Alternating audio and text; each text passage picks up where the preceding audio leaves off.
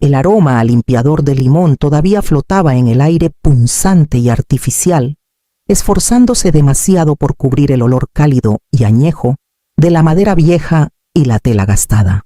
Estaba sentada cerca de la ventana con un ovillo de estambre en el regazo, los dedos quietos escuchando la voz de Valeria cortar el silencio como un cuchillo afilado.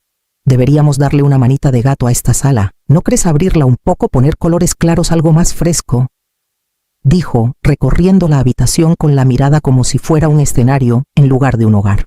Esa silla sobre todo. No pega con nada. Señalaba la silla de Arturo. La misma que él insistió en poner junto a la ventana para ver el roble del patio delantero.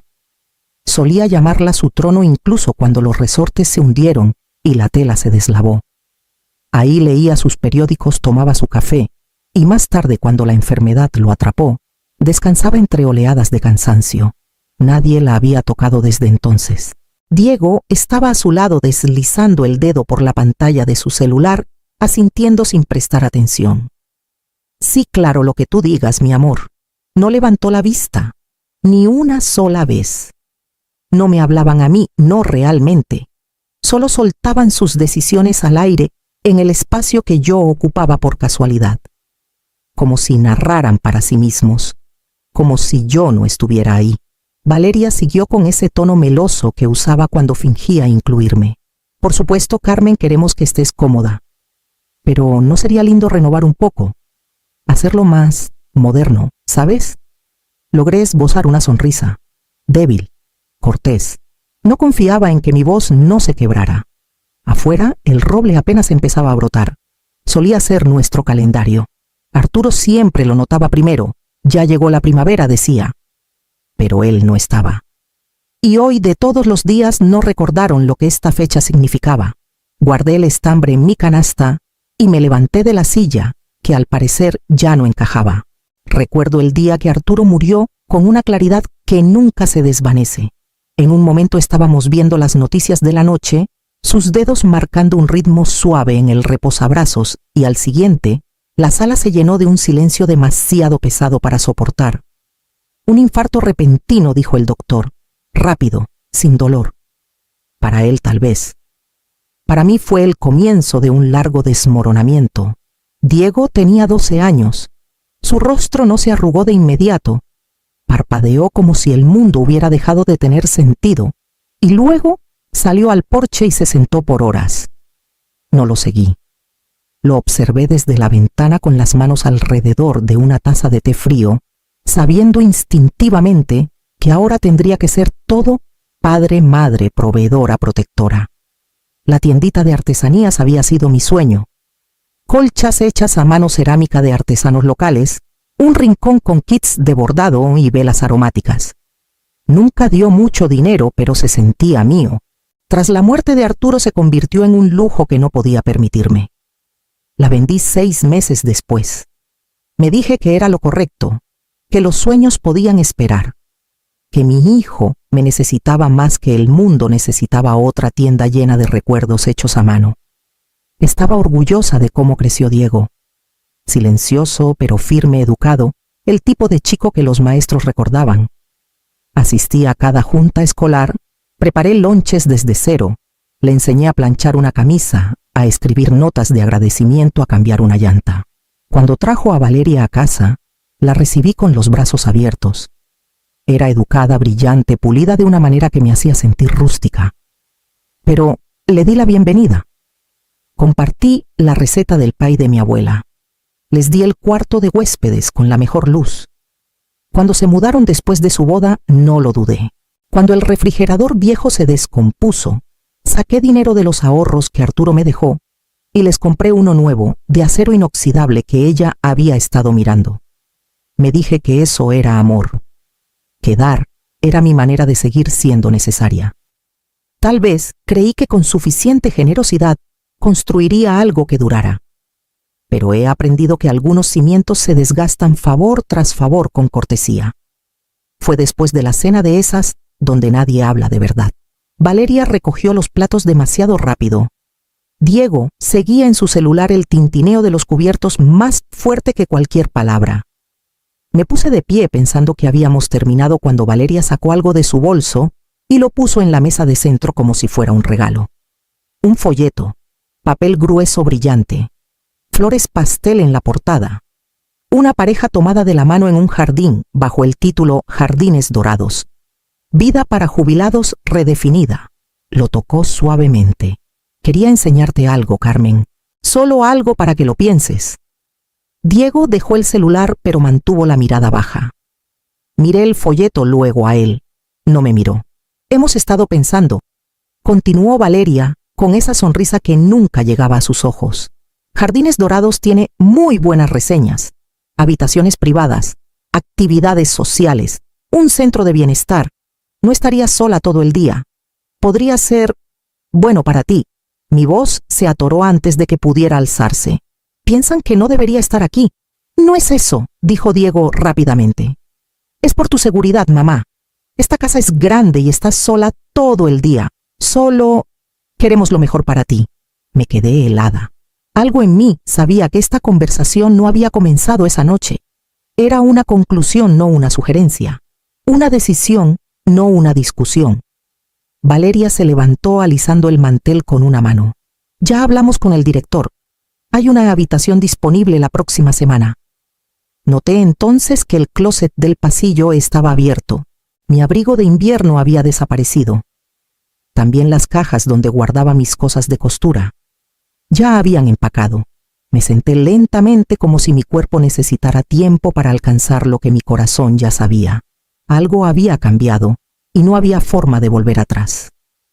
Cerré la puerta de mi recámara con cuidado, evitando que el cerrojo sonara fuerte como si incluso ese ruido pudiera atraer una atención que ya no quería.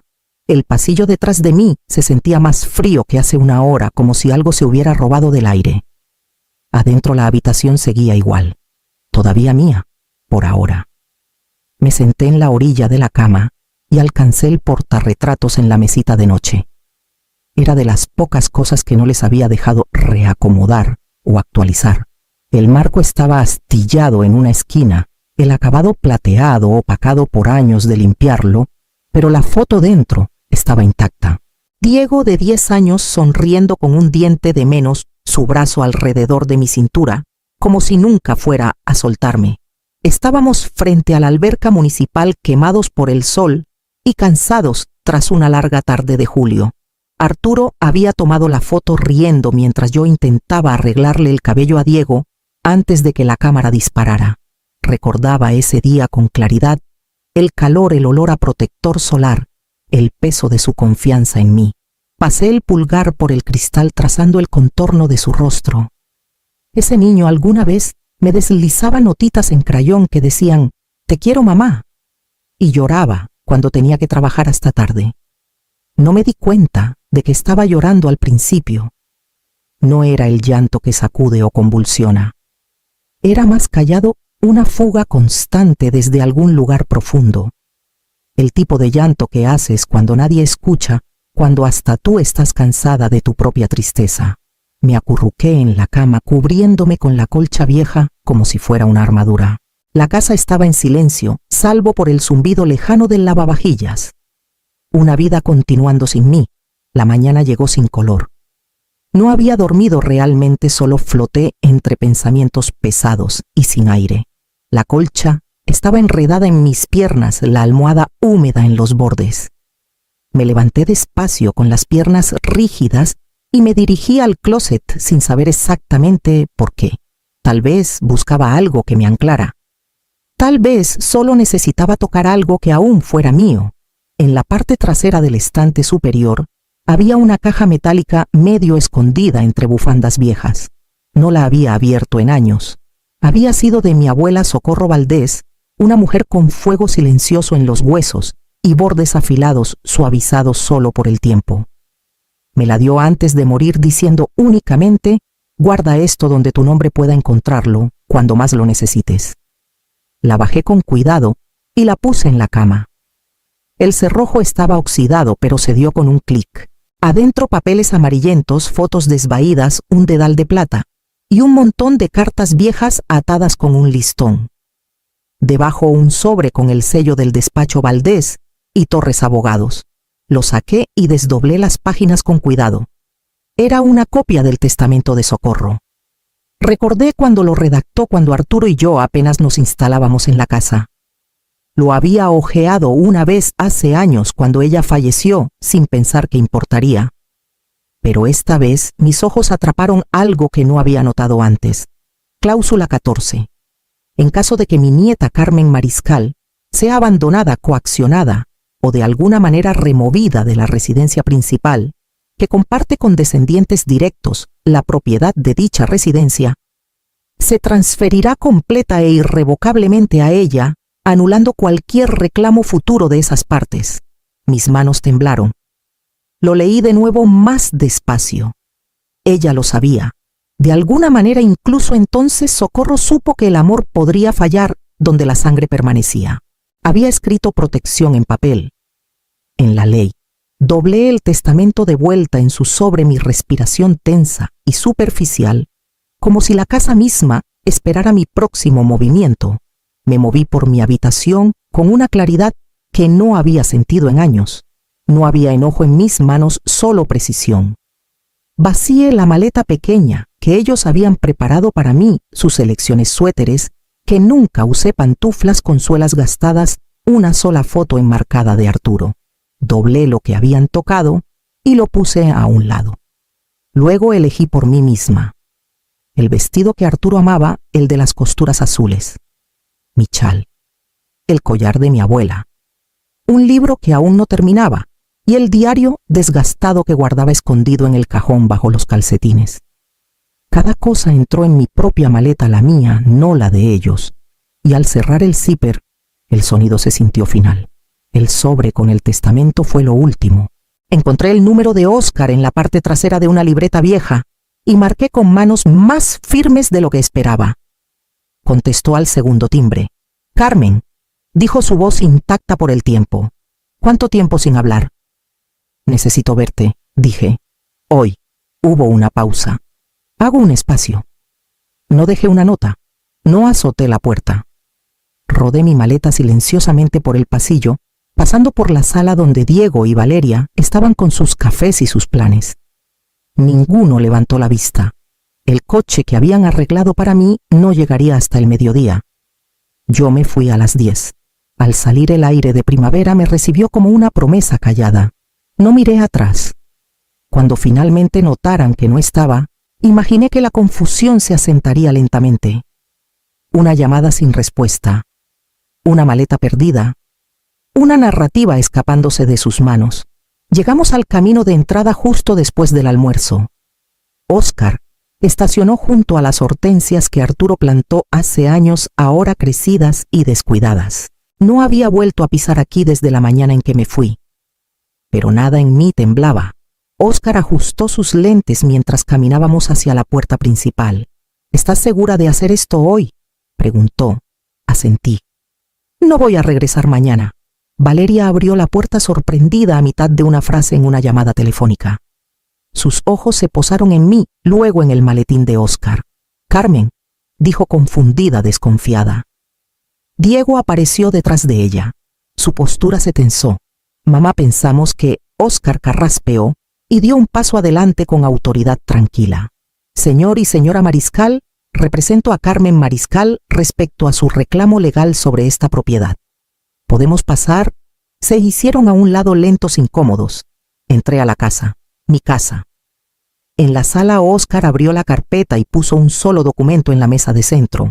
La cláusula 14 del testamento Valdés establece que si Carmen es abandonada o removida por descendientes directos de la residencia, la propiedad se transfiere a ella en su totalidad, anulando cualquier reclamo futuro de herencia. Diego parpadeó. «Eso no puede ser real». «Es muy real», respondió Óscar. «Y legalmente vinculante».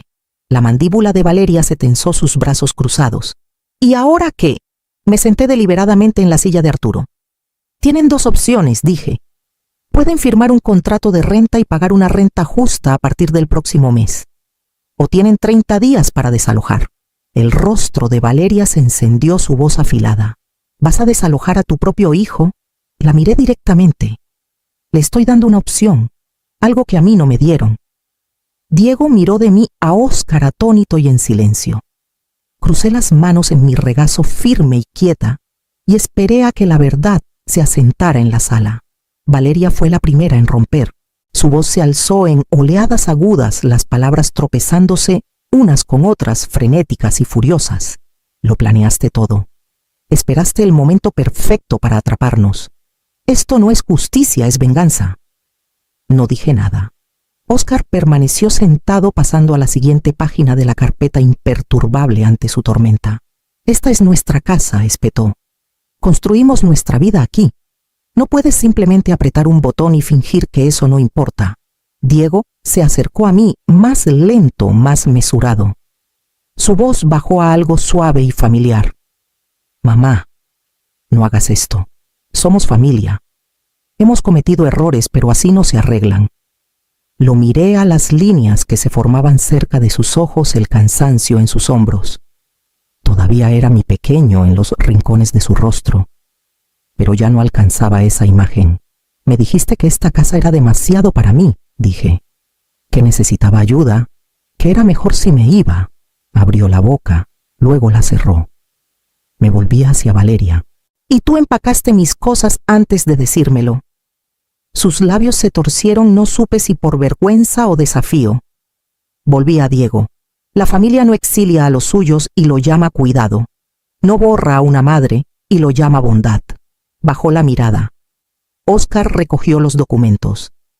Enviaremos el contrato de renta para el fin de semana. Les sugiero que ambos tomen tiempo para considerarlo. Valeria murmuró algo por lo bajo, pero no volvió a mirarme a los ojos. Me puse de pie.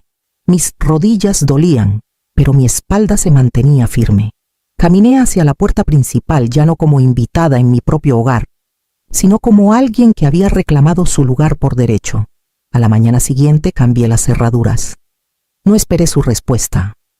Una vez cambiadas las cerraduras, me moví por la casa en silencio, reclamando cada cuarto con intención. No por despecho, sino por necesidad. Me inscribí en un taller de cerámica en el centro comunitario, algo que siempre dije que haría algún día. Mis dedos rígidos por la edad temblaron la primera vez que se hundieron en el barro húmedo. Pero el silencio que venía con el movimiento era de un tipo que no había sentido en años. No vacío, sino pacífico. El patio trasero había sido el orgullo de Arturo. Con el tiempo se volvió salvaje olvidado. Contacté a un club de jardinería local, en su mayoría jubilados y viudas calladas como yo. Nos reuníamos 2 veces por semana, arrancando maleza, plantando jitomates, intercambiando recetas con limonada. Una de ellas, Luz, me ofreció esquejes de sus hortensias. Son tercas, advirtió, pero florecen grandes cuando por fin prenden. Las planté a lo largo de la cerca, donde el césped había muerto bajo años de descuido. Adentro Diego y Valeria se mantenían apartados. Apenas nos cruzábamos.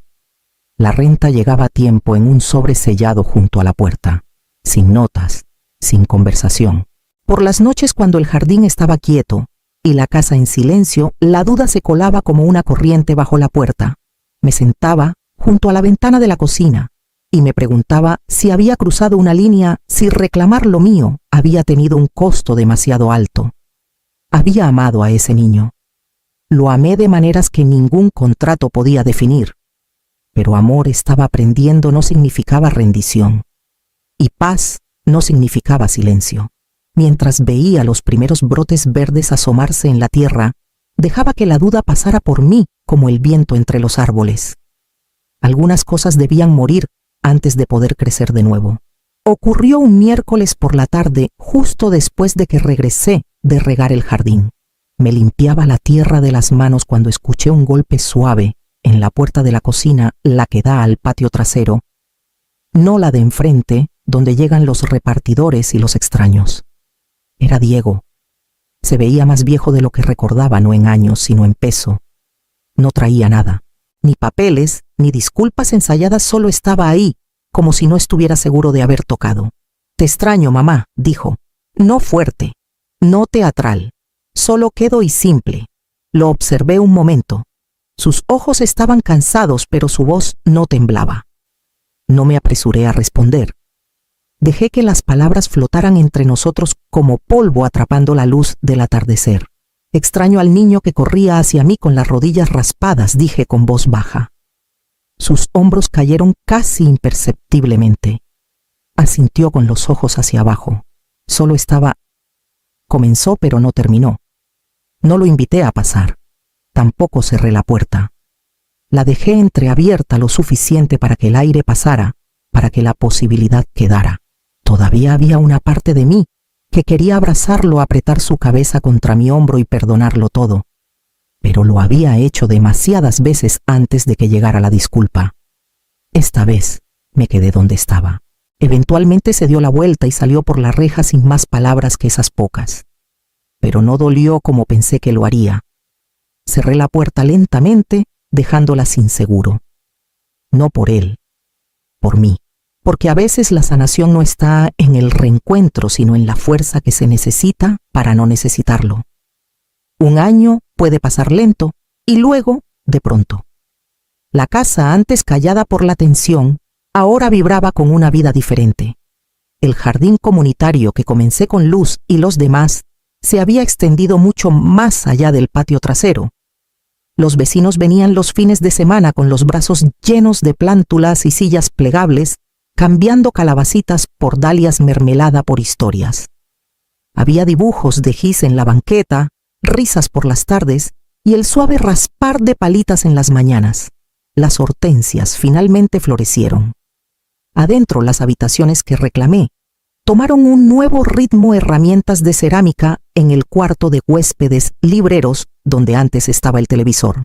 Cocina cuando quería, no por obligación. Usaba el vestido de costuras azules solo porque me gustaba cómo se sentía. Cada mes un sobre llegaba bajo la puerta. La renta, bien doblada a tiempo, la depositaba sin pensarlo. No era por el dinero. Hace mucho que no lo era. No hablábamos mucho. Diego mantenía su distancia y Valeria me evitaba por completo. No hubo disculpas ni reconciliaciones llorosas, pero había silencio. Y dentro de él encontré algo mejor que el perdón, paz. Pasé la tarde podando los rosales que Arturo plantó, sus pétalos abiertos y sin disculpas bajo el sol. Mientras me arrodillaba junto al arbusto más grande, el que nunca prosperó hasta este año, puse la mano suavemente en la tierra y susurré: gracias, Socorro, no solo por la cláusula en el testamento, sino por ver el futuro que no me atreví a nombrar, por confiar en que cuando llegara el momento encontraría la fuerza. Tal vez no era invisible, tal vez era el cimiento que intentaron pisar, pero las raíces no desaparecen, crecen más profundo. Si alguien te borrara de tu propia historia, ¿cómo tomarías la pluma de vuelta